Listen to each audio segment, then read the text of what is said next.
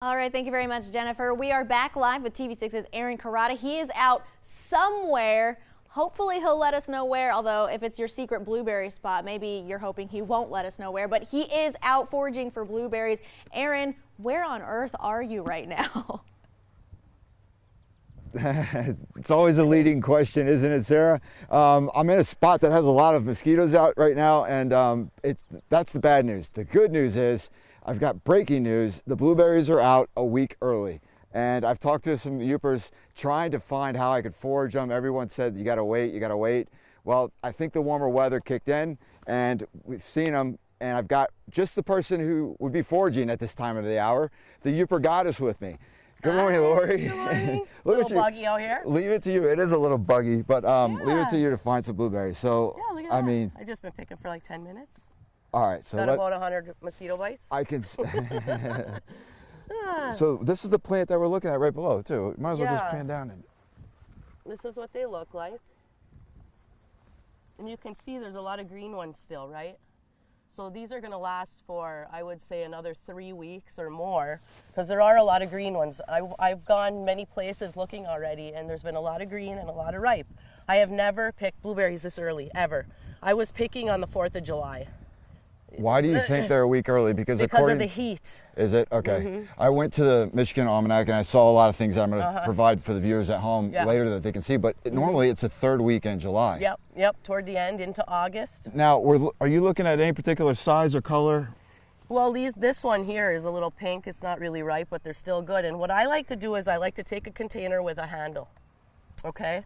And when you pick, you want to take a bigger bowl with you, so you can dump them in and then fill it back up. You know, I usually pick for like 3 hours, which is crazy. 3 hours? When I was a kid, we used to go for the entire day. We would take every pot, every roaster, we would fill it up. My mom would bring sandwiches, and we had venison sandwiches. Nice. Yeah, we would have leftover roast and that, and we would have sandwiches, yeah. Well, even the dog liked it. I know we're going to be cooking up next week, but I figured it would only be appropriate if we caught you and foraged, and this is how you do it as a Yooper. Tell me how you get rid of these bugs. That would be the only other thing. Well, when you should always take sunscreen with you and bug dope. You know what I mean? All right. And you also, for wood ticks. The wood ticks, bug dope, I got them all noted. Well, when we come back, let's talk about what we're going to make. Yeah, next Sarah week. and Andrew, I've got a list of places coming up in the next half hour that will show you that you can actually go pick for yourself. So for right now, we're live in Negaunee, TV6 News, Aaron Carrata. Send it back to you in the studio. I think the mosquitoes and the wood ticks might be worth it if you've got some good blueberries already out there. Yeah, especially if there's a lot in one spot. This morning, we are on the hunt for blueberries. TV6's Aaron Carrata is with a familiar face, the Yooper Goddess, this morning. They're in the Negaunee area with an early look at the blueberry season. Good morning again, Aaron. Good morning, Andrew. We're in the Negaunee, and the rule with the Yooper Goddess is you can't really reveal where you are. So I'm just going to say Negaunee, but there's, aside from the bugs, there's a million of these, and these are the blueberries, and they're out a week or two earlier than normal.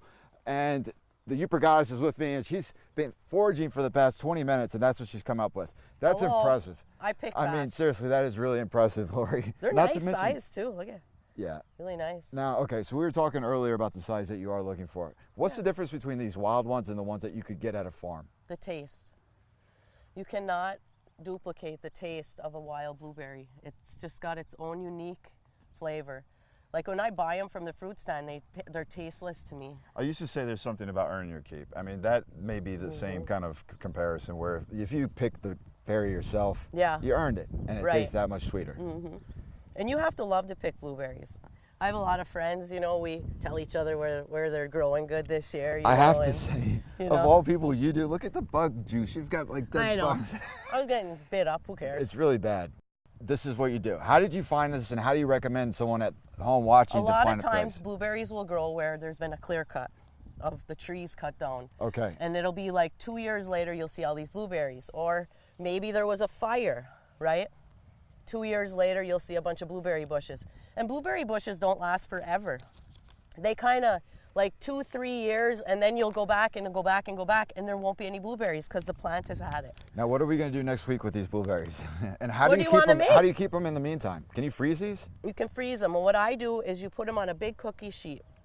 I never rinse my blueberries with water. Why? I just don't. I never have. Some It's people do. Maybe if you're picking by a real sandy or dusty road, you might. But you spread them out on a cookie sheet, and they're like little marbles.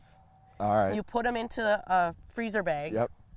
You know, and they're great. They're you good can to go. use them all winter. So. Well, you sent me on a little mission. We got some. We foraged them.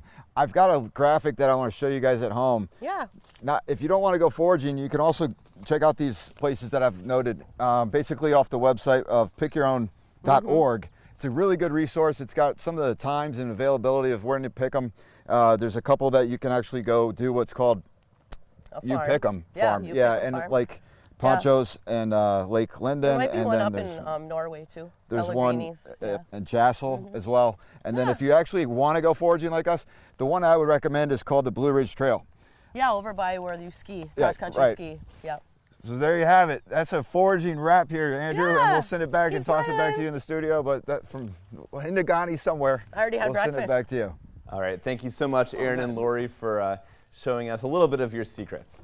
As we continue this morning, we'll be right back with your top stories, including that breaking news from Thailand. That's right. And remember, you can't catch the TV6 Morning News replay on our sister station, Fox UP, starting at 7 Eastern.